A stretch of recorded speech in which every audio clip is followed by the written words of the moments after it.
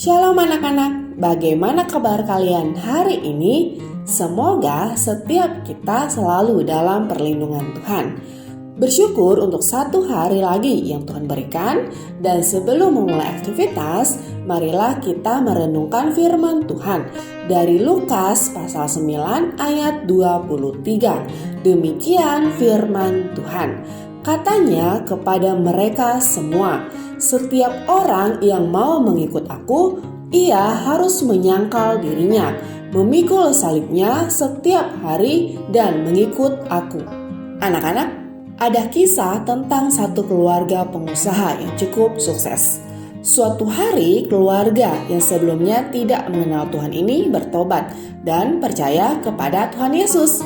Sayangnya, setelah keluarga ini percaya kepada Tuhan Yesus, rekan-rekan bisnis papanya yang tidak percaya kepada Tuhan mulai menjauhi keluarga ini karena ayah dari keluarga ini tidak mau lagi melakukan hal-hal yang berdosa dengan rekan-rekan bisnisnya.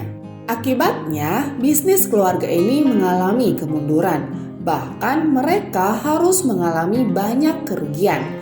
Mobil dan beberapa barang berharga lainnya terpaksa harus dijual untuk melunasi hutang-hutang mereka. Namun keluarga ini tetap setia kepada Tuhan.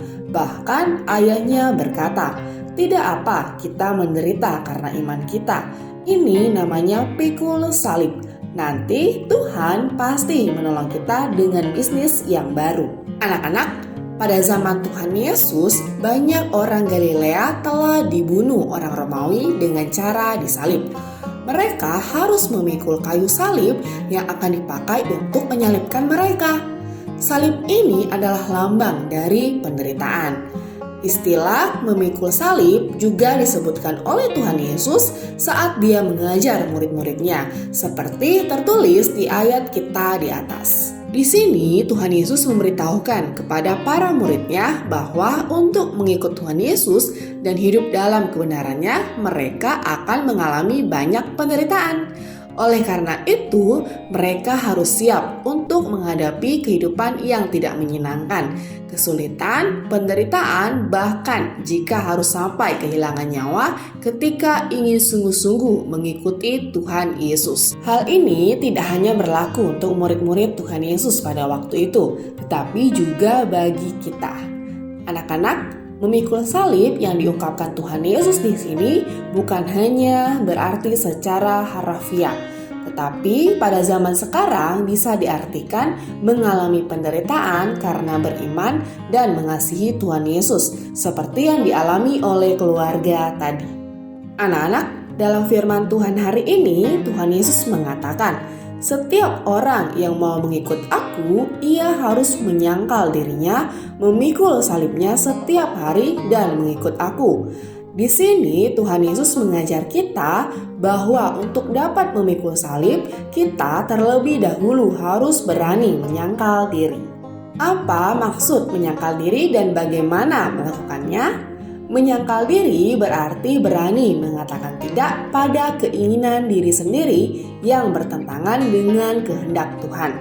Rasul Paulus mengatakan dalam Galatia 2 ayat 20a, "Namun aku hidup, tetapi bukan lagi aku sendiri yang hidup, melainkan Kristus yang hidup di dalam aku." Sebagai anak Tuhan, kita menyadari bahwa kehidupan kita adalah milik Tuhan.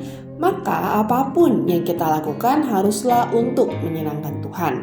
Ada banyak hal yang kita senangi, tetapi sebenarnya hal itu tidak menyenangkan hati Tuhan. Untuk hal-hal itu, kita harus bisa berkata tidak demi menyenangkan Tuhan. Misalnya, ketika hari Minggu ada waktu ibadah, lalu di saat bersamaan temanmu mengajak untuk bermain game online. Kamu memang sangat suka main game, tetapi karena kamu tahu hal yang menyenangkan hati Tuhan adalah dengan beribadah, kamu dengan berani menolak ajakan temanmu untuk bermain. Kamu mendahulukan hal yang benar dan berani berkata tidak untuk hal yang sifatnya menyenangkan diri sendiri. Jika kita telah dapat menyangkal diri, maka berikutnya kita harus bisa memikul salib. artinya berani menderita buat Tuhan Yesus. Keberanian untuk menderita buat Tuhan Yesus ini menuntut kerelaan untuk berkorban.